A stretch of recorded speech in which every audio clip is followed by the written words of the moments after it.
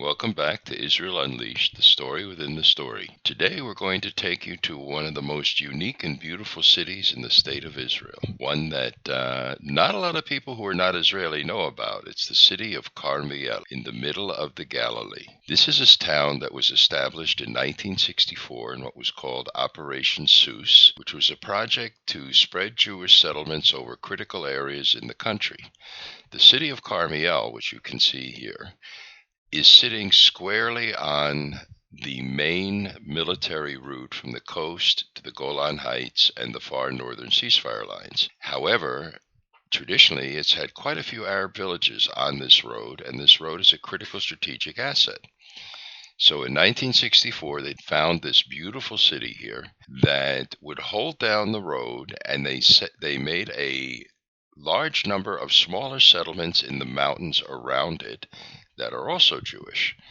Now, some of these are kibbutzim, some of these are moshavim, and some of these are just public settlements. When this city was founded, it was very, very carefully planned by the founding mayor, Baruch Wengel, who made a model of what the city would look like far into the future. Baruch Wengel passed away several years after founding the city, and the city elected its second mayor, Adi Eldar, who shepherded the city into the modern era. The city now stands at about 55,000 residents, more or less, and many of those residents are immigrants or olim from all over the world. The city of Karmiel has an absorption center that takes in Jews from all over the world and settles them either in Karmiel or at least gives them the tools they need to live in Israel and to move elsewhere that are more suitable to their particular needs. That being said, the character of Karmiel is a very, very unique one because you are sitting now here in Karmiel in a valley called the Beit HaKerem Valley, which is a very ancient valley formed from an earthquake rift that's surrounded by the mountains of the Galilee. We're in the geographical center of the Galilee, and this area traditionally and even today is largely a farming area, an area where a lot of the olives produced that went to Rome came from right here, and this is recorded as such. The village of Rameh down the road is mentioned in ancient Roman literature. So this is an area that is not an urban mentality. It's very much a family city. Over half the population of the city are children. And it's more relaxed. It's less urban than places like Haifa, Tel Aviv, your usual tourist sites. And Carmel itself is not considered to be a tourist city, although it is a very beautiful one with a lot of things to recommend it. Now, part of the nature of the life here is that it's a very progressive city. It's very forward moving.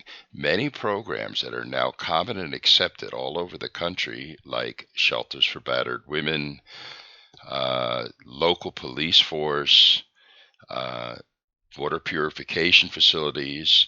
Carmiel was among the very first to do these things on an experimental basis, and then the rest of the country followed along behind it. So you have a city command center here that you can call at any time, day or night, with any problem, whether your neighbor's using your steps as a toilet for his dog, or whether rockets are falling or water pipes have broken, and the city command center will make sure it gets taken care of. Extremely efficient. This city also happens to host the International Dance Festival, where dance groups from all over the world come here to Carmiel, and for 3 days and 3 nights, dance. People dance in the streets. People do folk dancing. Folk dancing is led by professional dancers. Anybody can join in. There are shows of groups like the Beijing Ballet or the Bolshoi Ballet or groups from South America, literally all over the world. So for 3 days, it's an explosion of dance in the city. Also, part of the unusual nature of Carmiel is as much as there is industry here, and all of it happens to be green, by the way, and a great deal of high tech, there still are many, many parks. Anywhere you see a hilltop with an Israeli flag sitting there exposed in what appears to be the middle of nowhere is a archaeological site. In the next few videos, we're going to revisit Karmiel to some rather interesting historically significant sites. Thank you for watching Israel Unleashed, the story within the story, and we hope to see you next time.